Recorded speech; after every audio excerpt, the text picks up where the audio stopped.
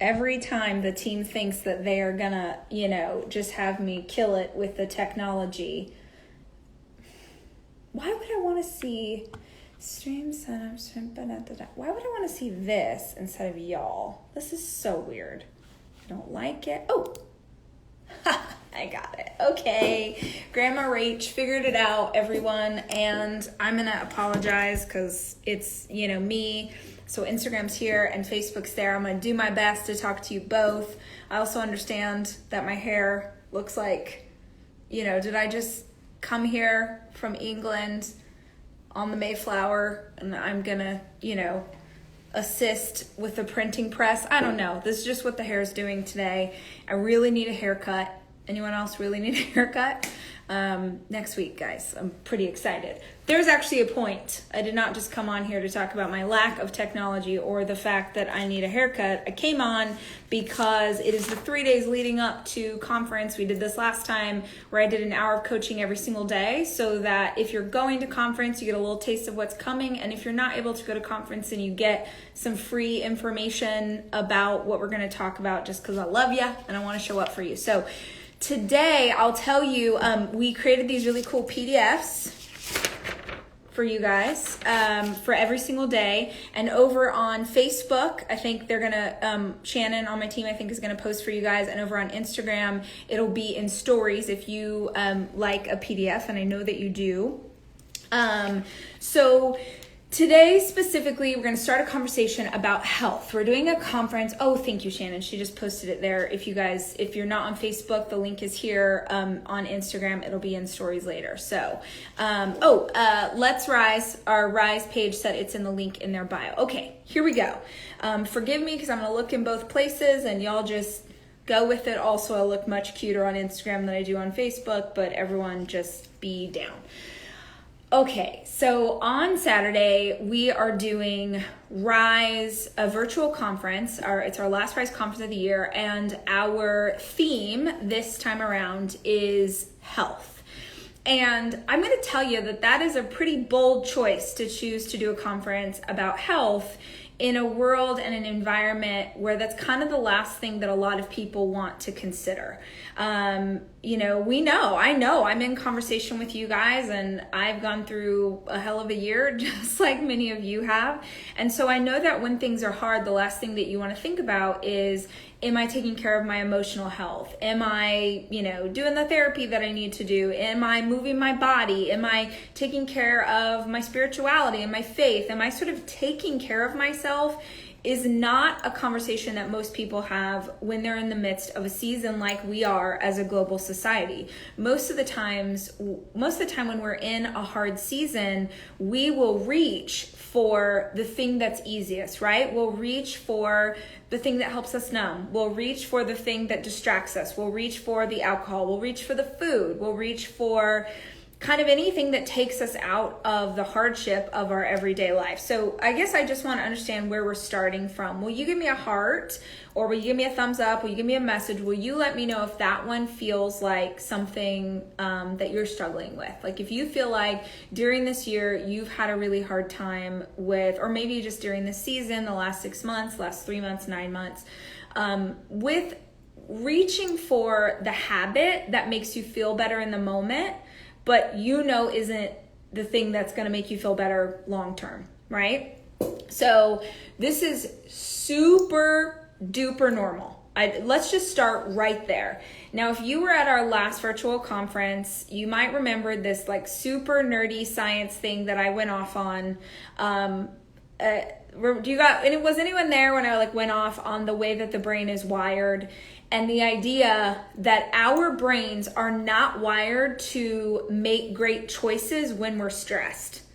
So I want to begin our conversation right there, because what often happens, I know this with our community, I know this with you guys, I'm in the DMs, I see the notes that you send me, is that you will reach for things like that. You'll reach for the thing that makes you feel better in the short term, and then you feel shame.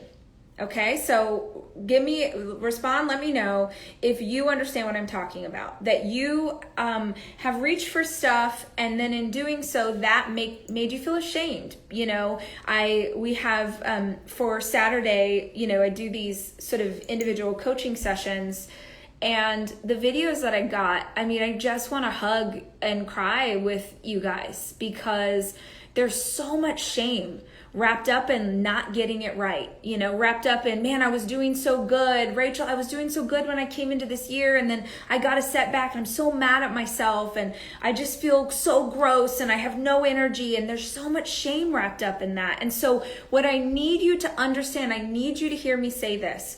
Your brain, you can look this up, this is not just me trying to make you feel better. Our brains are not wired to make great decisions when we are inside of stress. And many of us have been inside of stress since March. Maybe for some of you, it's even been longer. So I have it. Hold on. I'm not going to try and explain this. I wrote about this in the new book. Hold on. I just want to read this to you rather than try and explain it from nothing. Hold on. Where is it? Oh gosh, Rachel, get it together. I didn't. Also, look at the new book. It's so cute. Okay, wait. Wait. It's going to be worth it. It's going to make you feel so much better. You're going to understand it in a way that you didn't. I should have had this queued up. No. Oh my gosh. Hold on, guys. Hold on. It's so good. Wait. Here it is. It's about habits. Okay. So this is from the new book. This will explain what I'm talking about before I jump into today's lesson. And I want you to listen, especially if you feel like you've been making bad decisions inside of the season that you're in. So this is chapter 10 of the new book. It says, raise your hand if you make bad decisions about food, alcohol, cigarettes, or other negative coping mechanisms when you're faced with something hard. Raise your hand, right? Under a regular amount of stress, it feels hard to keep making good decisions. But under extreme stress, it feels almost impossible. Most people assume that this happens because eating that food or drinking too much wine is a comfort. In hard times, those are things you can access easily, and they will make you feel better, at least for a little while. Although the close correlation between our coping mechanisms and comfort is certainly true, that's not the full picture of why we struggle so much with seeking comfort in unhealthy habits. There's an actual scientific reason why we begin making terrible decisions for ourselves and seem incapable of getting back on track in times of trouble. Not everyone is even aware of it. And maybe you're one of those people who struggles with willpower, always blaming yourself for not being stronger. The self-recrimination will inevitably lead to shame if it didn't start there to begin with. I should be able to stop binge eating. Why aren't I as strong as my sister? She never struggles like this. Or, I thought I was past all of this. Or, I can't believe I'm back here again. Those thoughts continue to swirl in our heads, which only makes us feel worse and often triggers us to go right back into the bad decision we're ashamed about. Shout out if anybody has ever done that. Okay, I lost my train of thought. I can't tell you the number of times in my life I ended up stressed and binge eating half my pantry late at night. The binging made me feel deeply ashamed before I'd even left the kitchen. That shame always led me to think, what's the difference now? May as well just eat everything. And then I did. I ate until I would make myself sick during more hard seasons than I can count. It was a vicious and awful cycle, and I know many of you find yourself in occasionally or even regularly in the same place. Listen up. There's a reason this is happening, and it has nothing to do with your willpower. Not only that, but there's a way to circumnavigate it, but it all starts with your habits. Okay, habits is tomorrow, so same time, we're going to talk about habits, but this is what I want you to hear about. This is where your friend Rach tries to get real scientific on you. 1 second. I'm skipping ahead. Okay, get ready, you guys.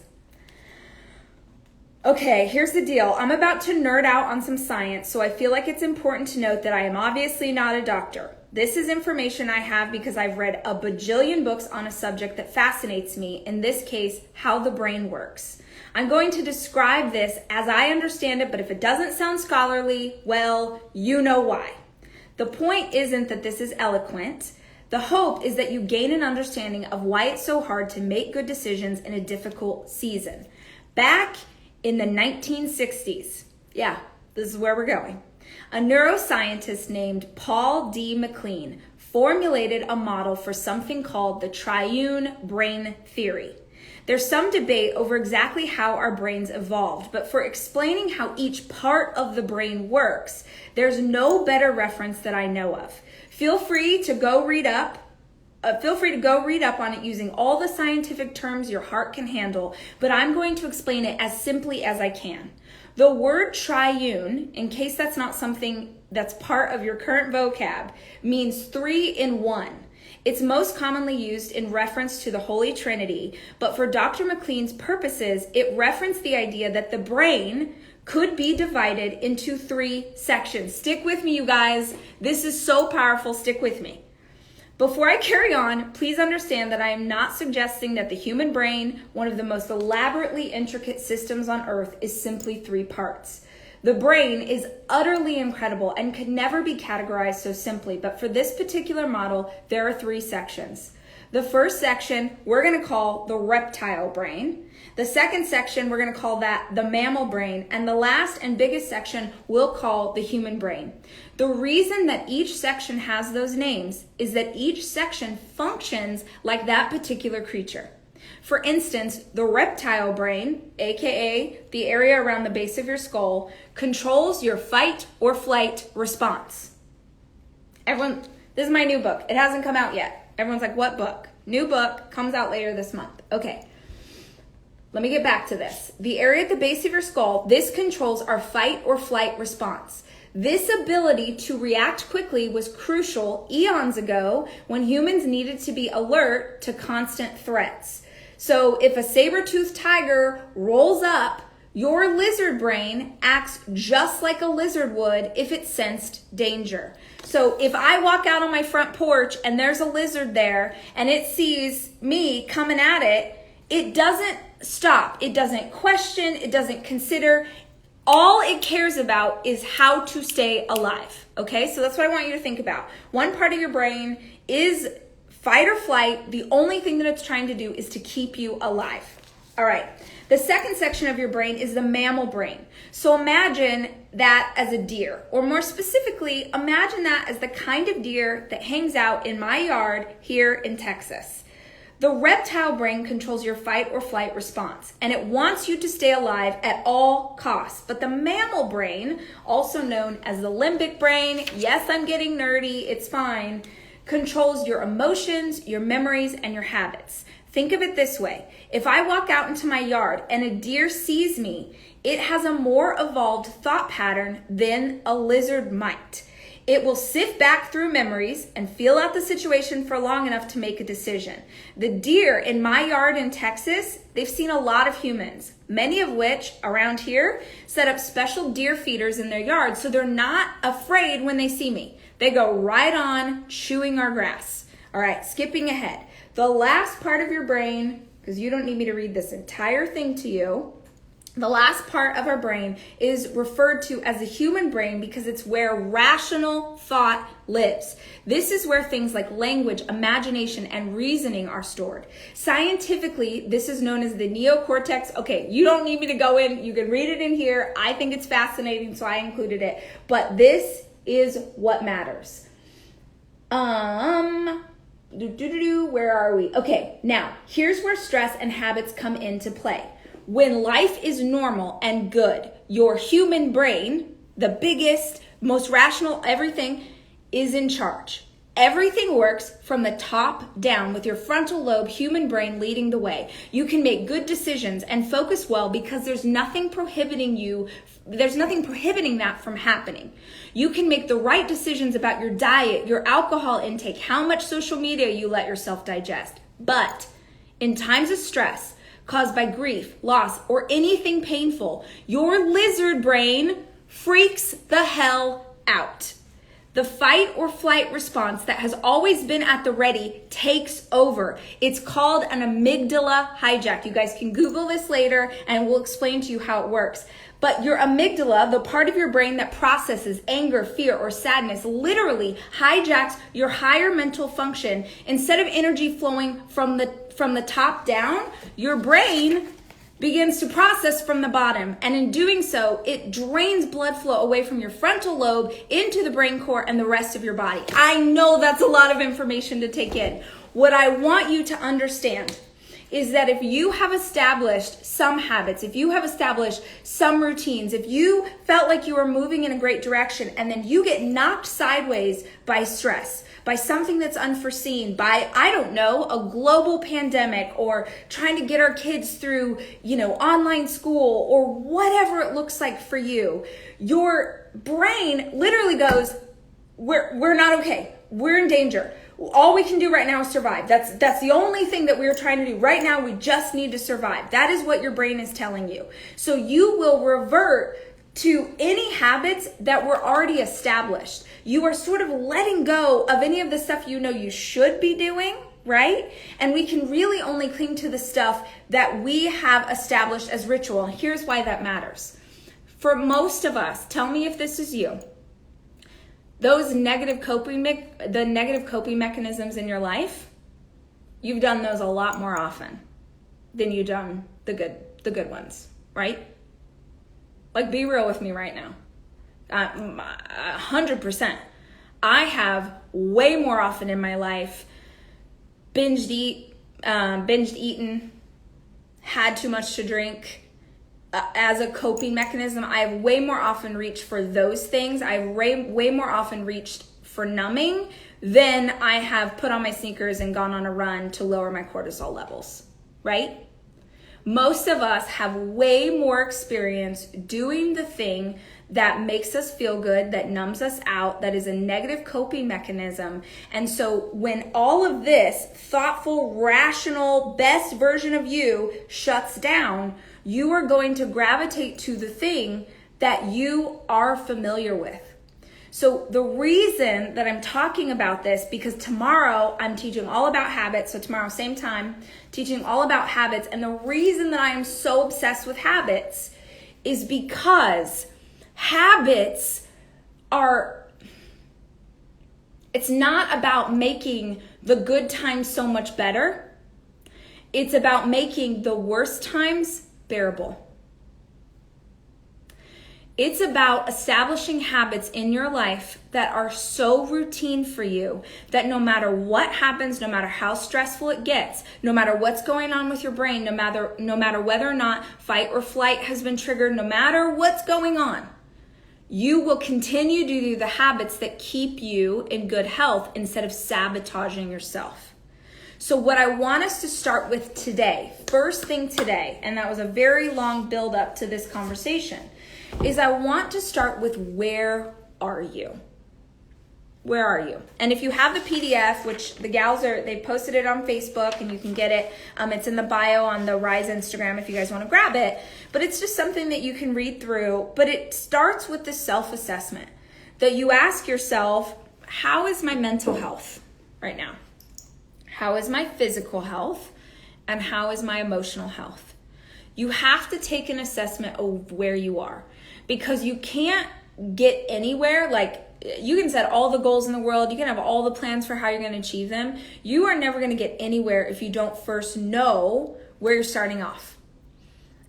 And for a lot of us, if we're being honest, we have been numbing so much lately that we can't even take an assessment of how we're doing, right?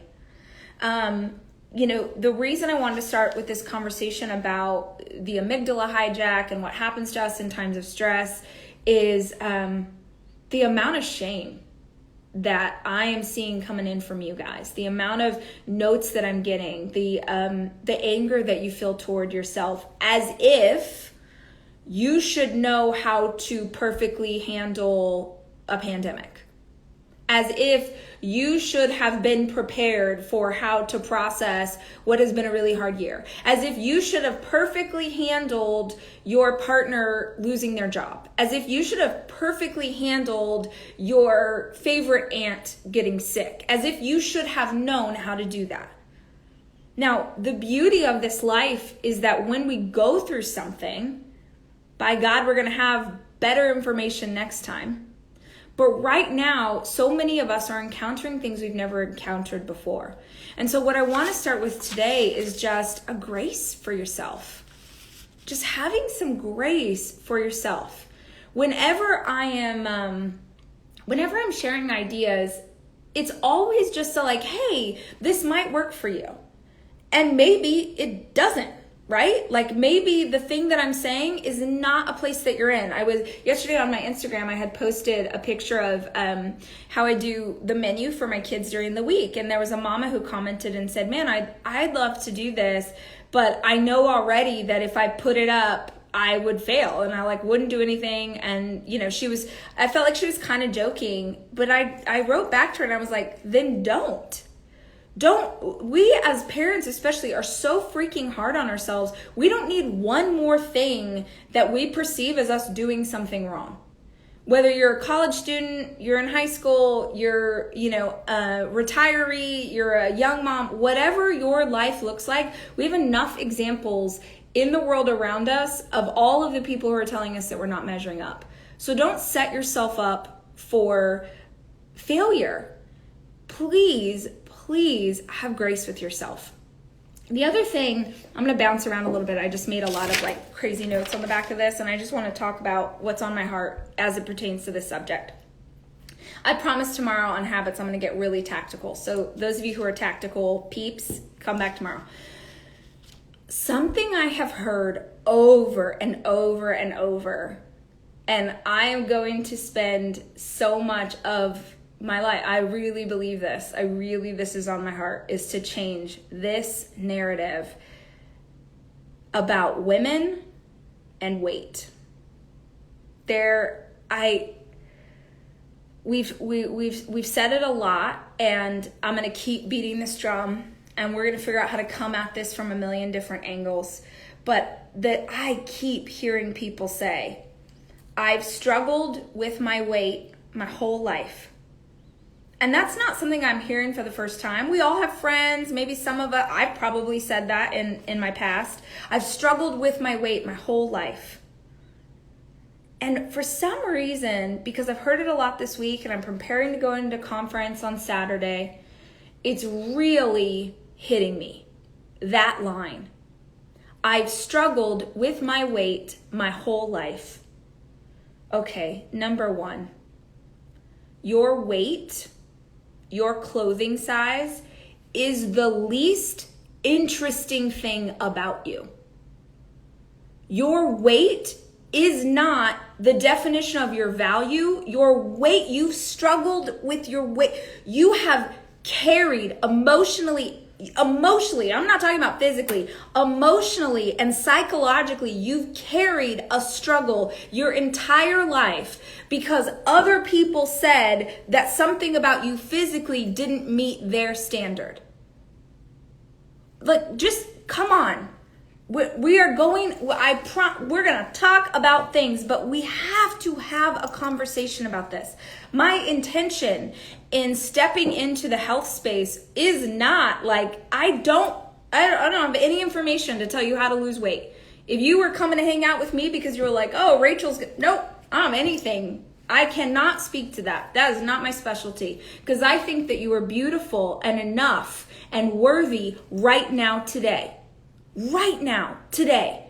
that you honor who you are. And I freaking know that most of us did not grow up in a society that told us to love ourselves as we are. I know that. But we get to choose, right? We get to change our mindset. We get to take control of that narrative. And it doesn't mean, don't get me wrong, It doesn't mean that you don't work to, like, if you want to run the half marathon, if you want to have more energy, if you, for health reasons, want to change what's going on physically, live it. That's amazing. I love that for you.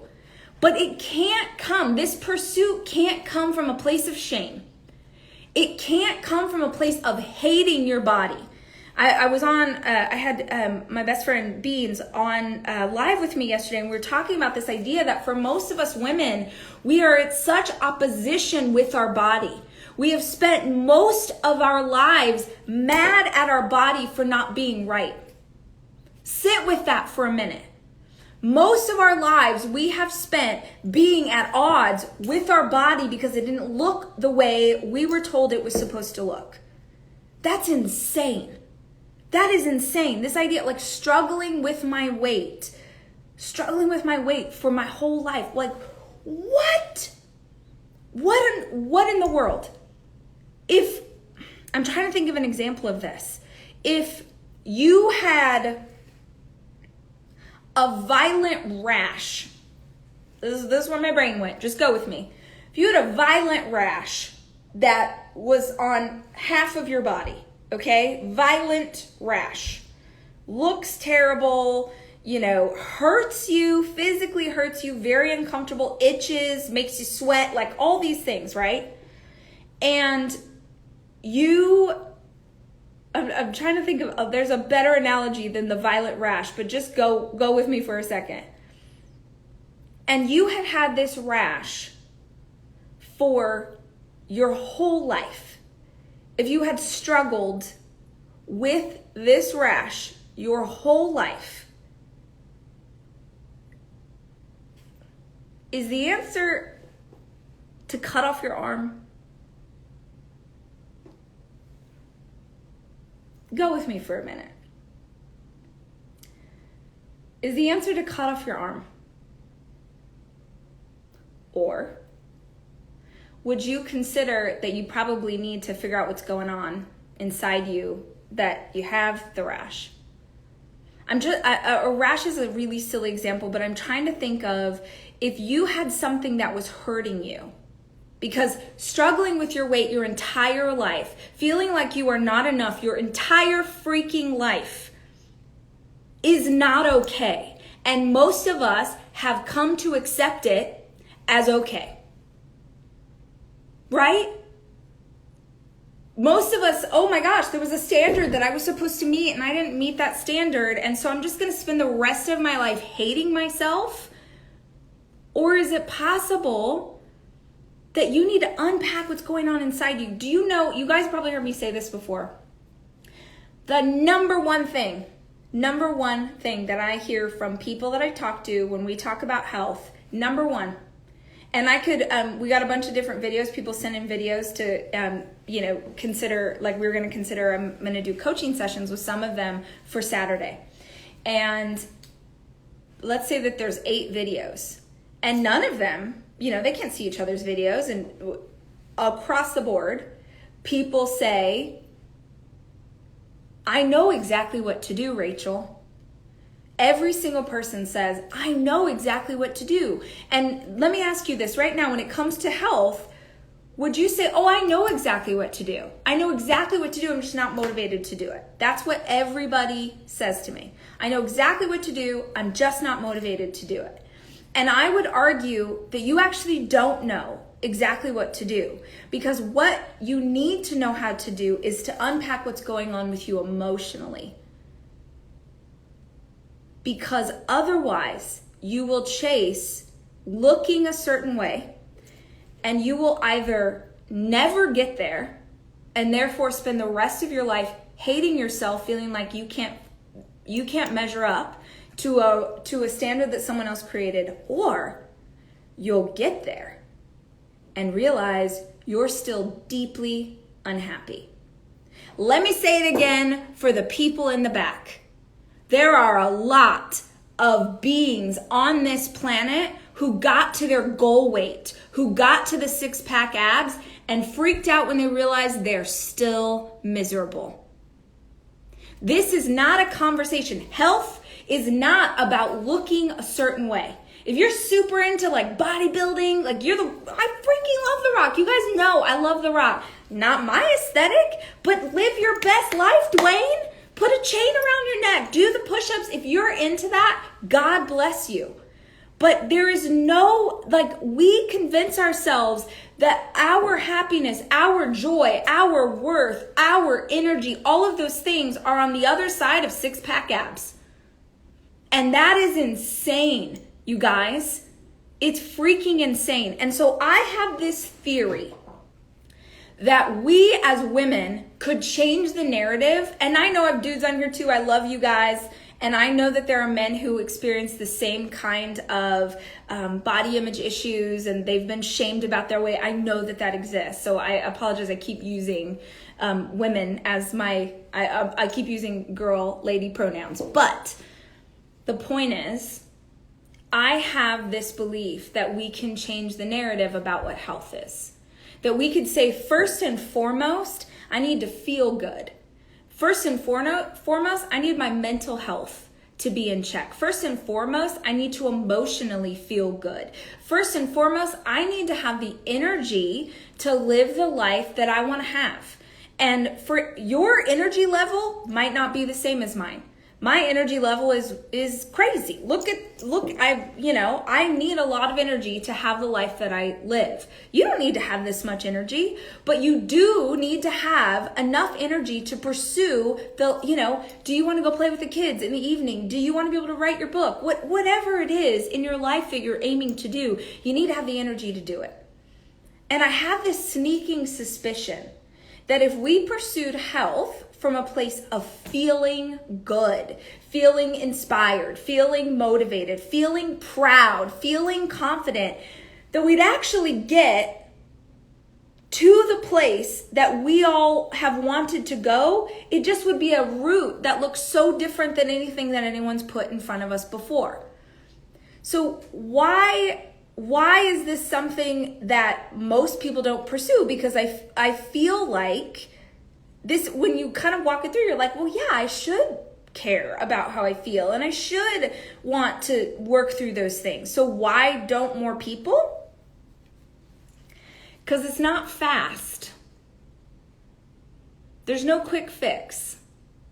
There's no, magic pill. There's no easy answer. There's no easy solution. The diet industry is, I don't even know, billions of dollars of people selling you things that will get you there fast. And I don't know, I have no idea. I have no freaking idea how to give you something that will, in 2 weeks, be the answer that you were looking for. But I do know ideas. I do have my own experience of the tactics and the habits and the things that you can do that make you feel better in the short term, right? Those daily habits that every single day I'm going to move my body, whatever that looks like to you. Every single day I'm going to hydrate, right? Every single day I'm going to do my very best to eat foods that bless my body, right? On Saturday, my good friend Kelly Levesque her keynote is all about nutrition, and nutrition that's simple. Not do this 27 things and cut out. No, just eat these 4 things. Kelly, if you follow Kelly, she's incredible. But Kelly, I love as a nutritionist because she's really simple. She's like, every meal you eat needs these 4 things: fat, protein, fiber, greens. Every single meal. Live your best life. Fat, fiber, protein, greens. It's that simple. The stuff that we're going to talk about on Saturday and the stuff that I talk about, that you guys hang out with me or you listen to the podcast or you're watching right now, there's no magic. And probably 90% of the things that you're going to hear, you've already heard before. Right? I didn't reinvent the wheel. I'm not like, oh my, you guys, I figured it out. I have the powder. Here it is. No. I am telling you things that you have probably heard someone say to you before. But I keep beating my drum and I keep showing up here and I keep doing this work because I have had many moments in my life, and maybe you've had this. I grew up in church. My dad was a preacher. My granddad was a preacher. I've been in church my whole life. And so I can't tell you how often, have you all ever been, it doesn't have to be church. It could also just be you're sitting somewhere and you're listening to a teacher, you're listening to an author, you're listening to and they say something you've heard 100 times before. But for some reason, on this particular day, it hits different. For some reason, on this particular day, you hear it in a way that you haven't heard before. That is why I'm going to keep saying the same thing. And in fact, if you pay attention to a lot of people in this space who've been around for a long time, or just a lot of people who have a more healthy approach to health, they're also saying the same stuff. So why do we keep gravitating to the quick fixes? Because we're human and we want the thing that's going to solve it. And by the way, a lot of those things can work. Raise your hand if you've ever been on a diet, you did a pill, you took a powder, and it worked. Raise your hand. Give me an emoji, give me a heart. Be real. I did it. I've lived off Slim Fast shakes. I did Zenadrin. Anyone do Zenadrin? Does anyone even know what that catastrophe is? Like, I have done lean cuisine. Right? There's all kinds of things that exist in the world that will work. Here's the problem. If you can't do this thing, if you can't make this change and do it for the rest of your life, then it is not a good solution. Let me say it again. If you cannot do this thing for the rest of your life, then it is not a good solution. Because you're going to do it for short term, and then, you get in shape for your sister's wedding, and then you look really good in the picture, and then immediately you go back because that way of life wasn't something that you could do consistently. So, all right, guys, I'm going to stop with that bandwagon and get back to my questions. Okay. I started out by saying that so many people have told me that they have struggled with their weight their entire life. And here's just the question I want you to ask yourself today, for real. What would it look like if you never struggled with that again? What would it look like? And this isn't me building up to being like, I got a plan. That's not what I'm saying. If you've ever come to one of my conferences before, you know that what I try and get us to do ad nauseum is unpack stuff, ask smarter questions, dig in. Someone I saw over here on Facebook said earlier, they were like, I'm afraid to unpack it. Man, girl, those are you don't need me to tell you. If you're afraid to unpack it, then you have to, right? What would it look like in your life if you never had to struggle with it again? It doesn't mean that you stop caring about your health. It doesn't mean that you stop focusing on your journey. It doesn't mean that you stop moving. That's not what I'm saying. I'm not saying that you lose the will to be healthy. I'm saying that you stop approaching it with struggle. I'm saying that you stop obsessing over your weight. I can tell you without question that when I really started to lean into focusing on what gave me energy, when did I feel better? It's getting warm up in here. What made me feel better? What gave me energy? What made me, when did I feel better in a workout? When could I run more? Like all of those things. If I just pay attention to that, it will guide me in exactly how I should be doing my nutrition, exactly how I should be hydrating, exactly how much I should be sleeping, listening to my body in terms of working out. I literally talk to myself all the time. This morning, I got up to do my movement, and I try really hard to say movement as opposed to workout, because some days, yesterday I ran 4 miles, and today I mostly stretched. I got up this morning and I was like, I did a little shoulder shimmy. I was like, what do I feel like? I was like, I feel like stretching. I'm gonna do a little bit of arms, gun show, right? Do a little bit of arms, but I'm just gonna stretch. That's what my body needs today. That's what's gonna feel really good. Getting in touch with what you really need I am convinced that so many people would see the results that they've been fighting for, but they would see them in a way that was a celebration of their body. They would be taking care of their body and doing what's best for their body, as opposed to trying to make it fit into a box, right? So I saw some of you say, when I said, like, what would it look like to let the struggle go? You said peace, you said freedom, you said confidence, you said balance, grace, you said all of these things.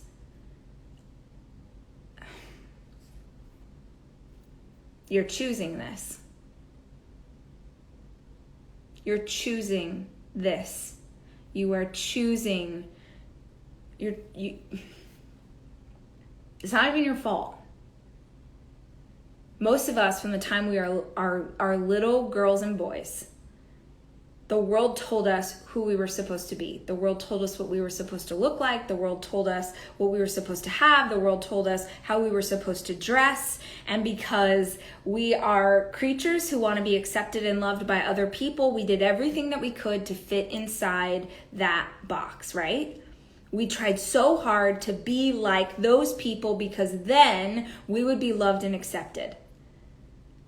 And we're in this for so long, it doesn't even occur to us that we do not have to accept the standard.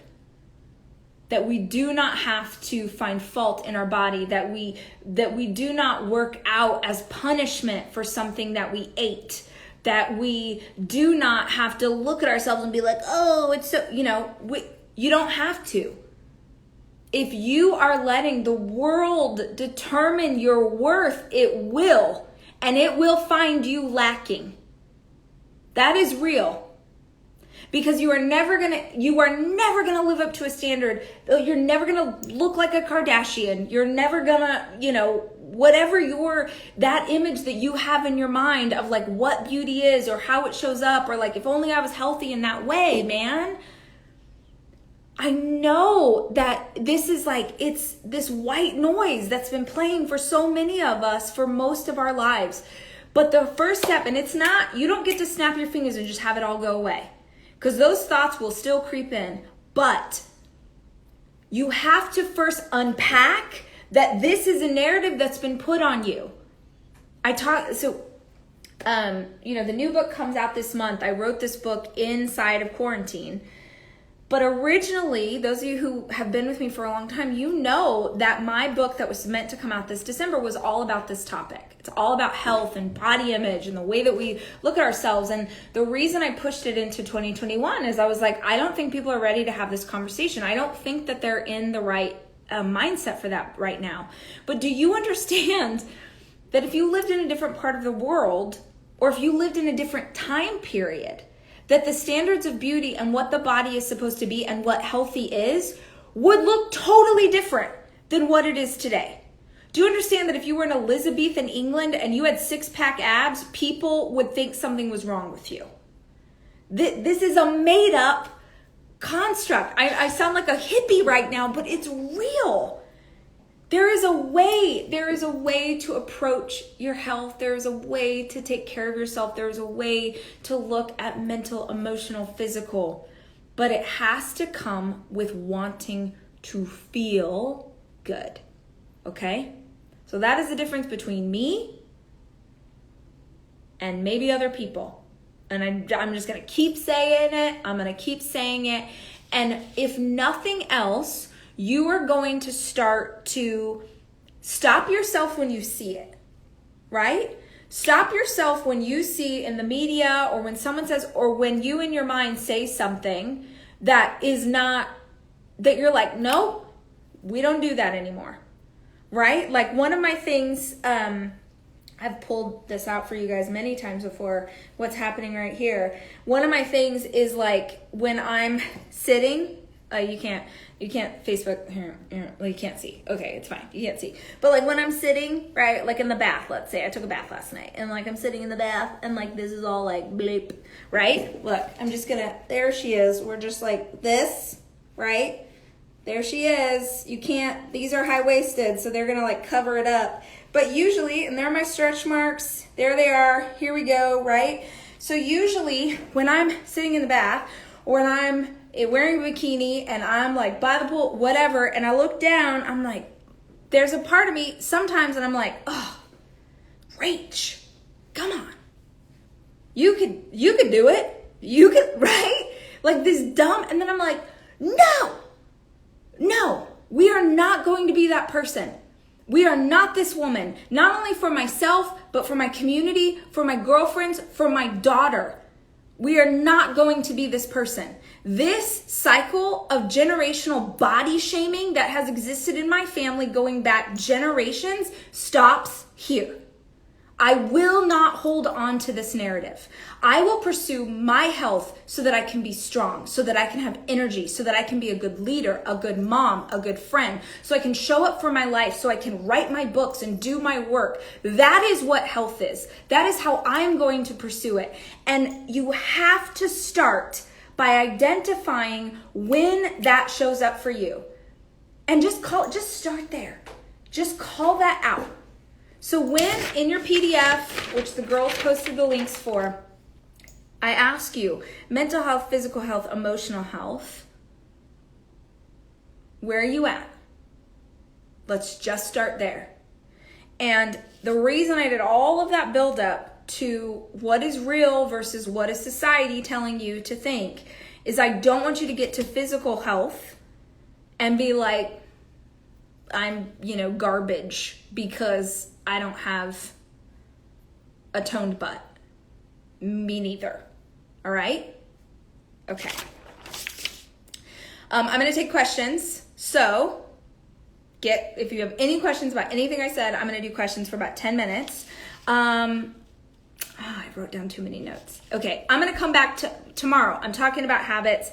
A bunch of the notes I didn't get to today because I went off on a tangent. I want to talk about sleep. I want to talk about how often you're getting outside. How often are you getting sunlight? How often are you breathing fresh air? I want to talk about serotonin and what serotonin levels in your body do. As much as I can in these conversations, I really want to bring it back to the way our bodies work and what's going on inside of us chemically, because I think that many of us, especially women, just think that we don't have strong willpower.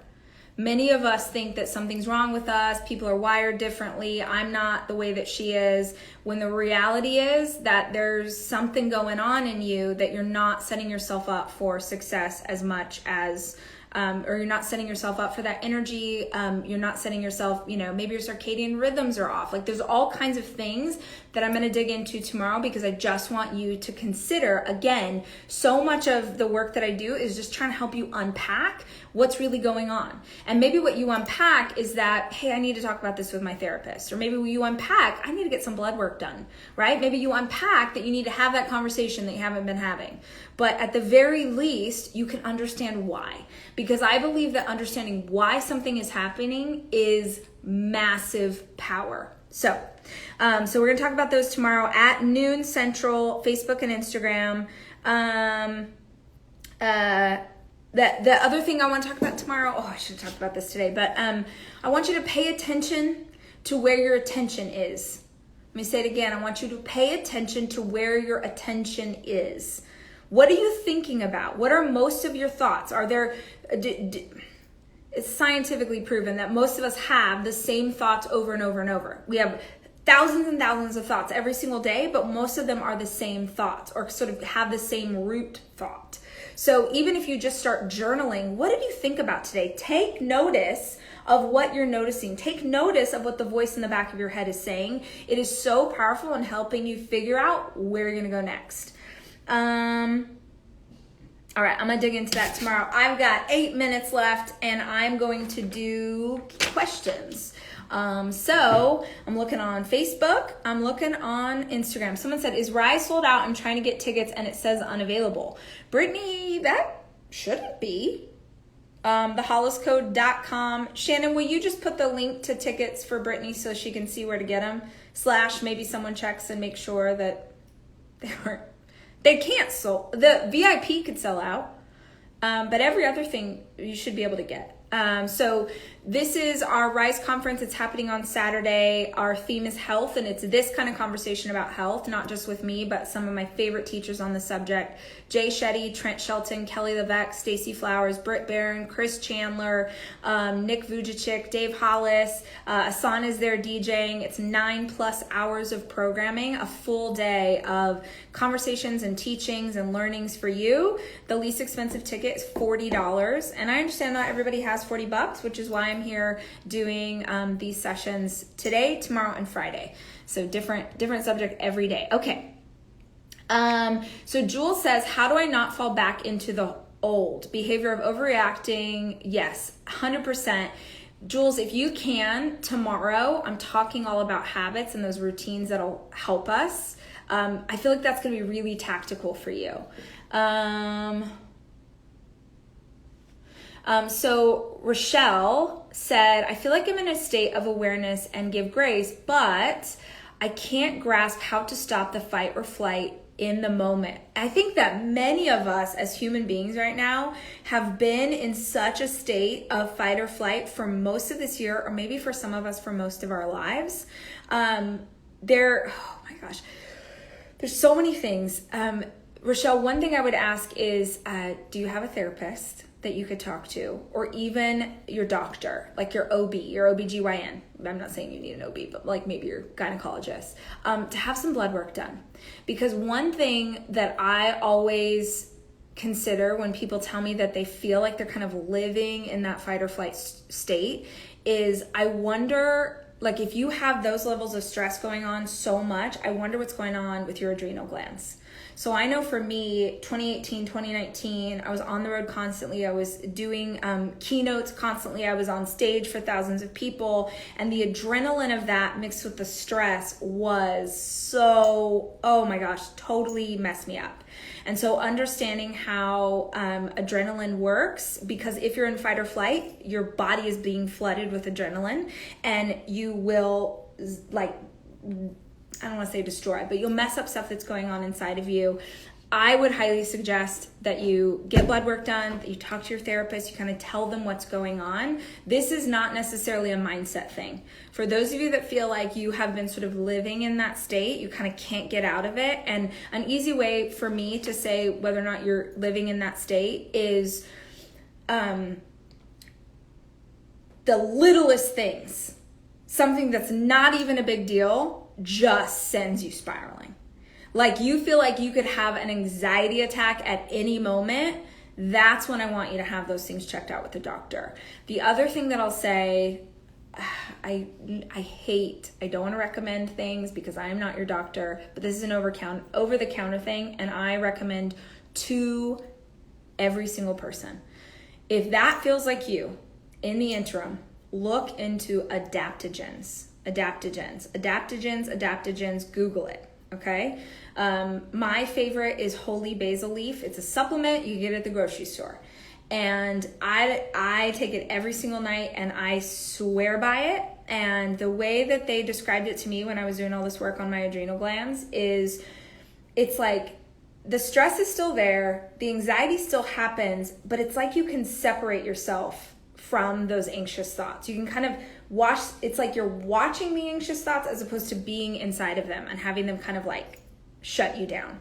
So best advice, I love holy basil leaf. I've tried rhodiola. Was it ashwagandha is a good one.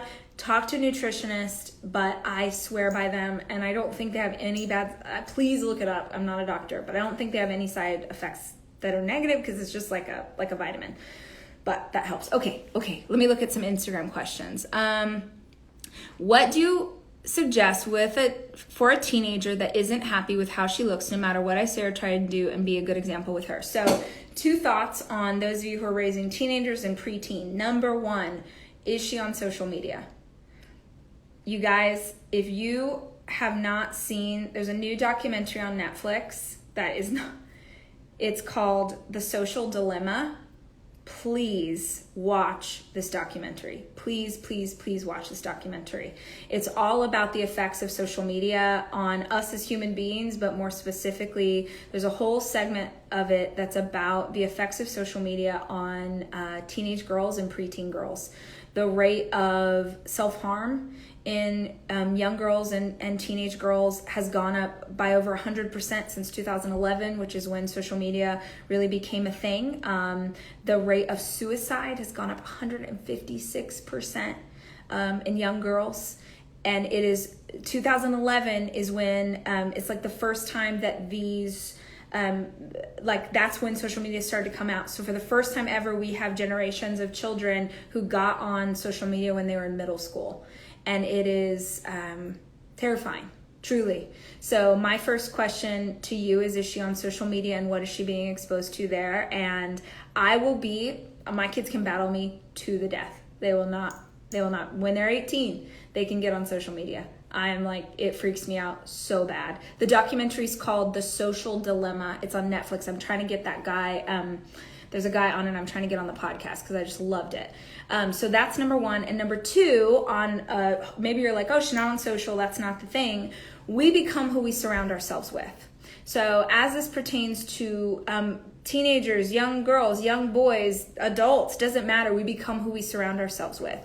So there's something very powerful about finding mentors for her, older girls who are confident. Maybe it's other adults who are confident that she can spend time with that will influence the way that she sees herself and the way that she sees the world. The documentary is called The Social Dilemma. It's on Netflix. Okay. All right. I don't know if this is going to kick me off when it hits an hour. I don't know how long you're about to be on live, but if it kicks me off, I love you guys, and I'll see you tomorrow at noon, but I'm going to keep trying. Shannon just said, do you watch it with your teen? I would. I watched it the other night when the kids were at Dave's. And then I sent him a text and I was like, you need to watch this immediately. But I think you could totally watch it with your kids. I think it would be eye-opening, especially for kids who are old enough to grasp the manipulation that happens inside of it. So how should we go about getting my husband on board with this way of thinking about health? Respectfully, you can't make anybody think anything. You can change yourself. You can change the way that you approach the world and the way that you live out your life, and maybe that's inspiring to other people, but we can't make anybody, and in fact, it will take so much time and so much energy. It's not your job to fix him, to get him on board, to save him. It is your job to take care of yourself.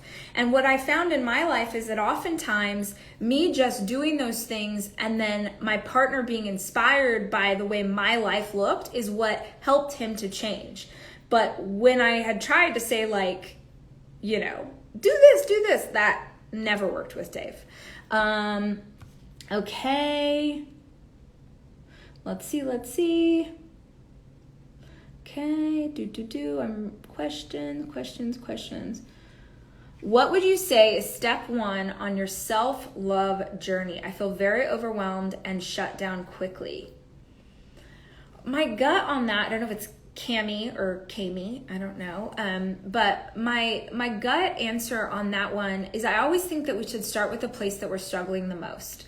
So if you're trying to love yourself in every single area of your life, that can feel very overwhelming, especially if it's not something that's familiar to you. But if you can focus on loving yourself on just one area, so maybe you find, like, remember I was talking about my stomach, and like that was a thing for me that I was always being really harsh on myself about.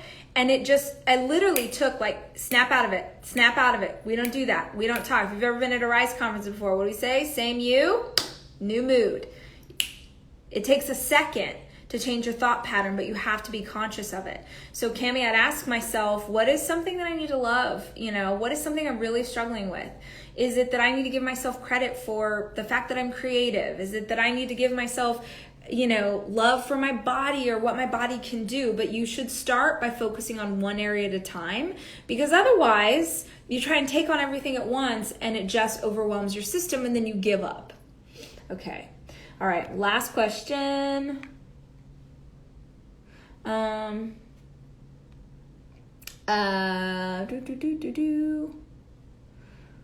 gosh. Okay. Sorry.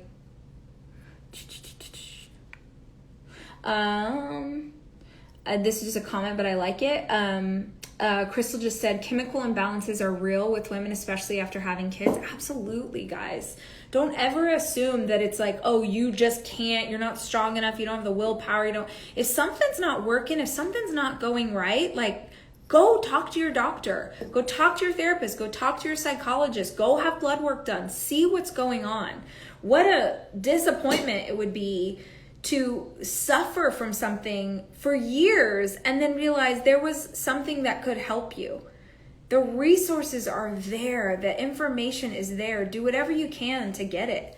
Do whatever you can to get it. Do I recommend couples therapy for couples struggling? Absolutely. I recommend therapy for everyone, anywhere, all the time. The important thing is that it's a good therapist. My advice to people who've never gone to therapy before is just to know that you will probably have to, I hate to use a term like dating, but you'll probably have to try out a few different people before you find someone that you really like. Because certainly there are people who I've gone to meet with and I'm like, oh, you're great, but you're like so sweet. And you guys know my style. I'm in your face because I want someone to be in my face. I don't need someone to pat me on the back. I need someone to be like, girl, stop being dumb. That's the kind of therapist I want. And so you have to sort of shop around. Okay. Let's see. Reading. If you guys go through, the crew is on here, like I see Jess from our customer service team, Shannon's on here. They've posted the PDF, so just kind of scroll back if you need it over here on Facebook. All right, and then I'm going to go down to... So Morgan, you're going to be the last question I answered because I see it. Yes, I will save this in my IGTV, guys, and we're going to post it. I think they're going to make a video out of it. But Morgan just said, how do you motivate yourself when you had to quit your job to be with your kids during COVID? So Morgan, I would ask, what kind of motivation do you need? It's going to be the same answer that I gave to Cami, which is to focus on one thing at a time. One habit, which we're going to talk about tomorrow, one thing that you can do every single day that starts that repetition. Everybody thinks that the answer is how to motivate. I'm not here to teach you how to motivate. I hope I say something that is motivational. But when it comes to you in your house by yourself doing distance learning with your kids, you don't need motivation. You need bomb habits. So Morgan, what's the one thing that you need to add to your life starting today that you can do consistently every single day? Every single day, one thing. I'm gonna drink water. One thing, I'm gonna be more intentional at bedtime. One thing, I'm gonna move my body. I'm gonna put the baby in the stroller, grab the dog, take on the leash, and we're gonna go every single day. Consistency is more important than intensity. I'm trying to think of who said that. Oh gosh, I don't remember whose quote that is. But you doing something every day is way more important than you getting super motivated and killing it for an hour and then never touching it again. Consistency is more important than intensity.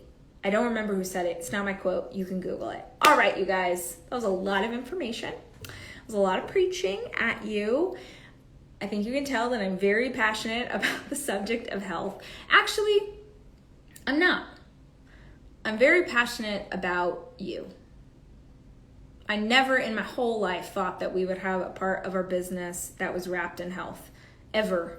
I did not, I love my family, but I did not come from a healthy family. I had no we weren't healthy emotionally, we weren't healthy physically, and we sure as heck were not healthy with what we ate. Health is not even all of this started because of the amount of emails and DMs and notes that I got from you guys about struggling with anxiety. And I knew that I couldn't individually tell every single person how to deal with anxiety, but I also knew that there were fundamental things that we could do as a community that would lower cortisol levels, which would lower anxiety. And if you've been around me long enough, then you probably have realized that the 5 things that I tell you to do every day are all about 5 easy habits that will help us with anxiety. So that's what this is all about. Not super passionate about health, but I am super passionate about you. And I feel like my life's mission is to show up as best I can and give you the tools that I have learned. So that's what's up. If you want to go on a journey with us, Saturday, Rise Conference, 9 hours of programming, Jay Shetty, Trent Shelton, Kelly Levesque, me, Dave Hollis, Britt Barron, Chris Chandler, Nick Vujicic, Stacy Flowers, Asan, the DJ. I think that's everybody. We're all teaching all day long how to meditate, how to control your mindset, how to eat so that you have energy, how to love yourself, how to hold yourself accountable, how to be accountable in a partnership, how to take control of all the health things. That's this Saturday. It is our last Rise Conference of 2020. You can find out more information on thehollisco.com. Right there at the top, there's a banner. I love you guys. I hope you have a fantastic day, and I hope you go spread the good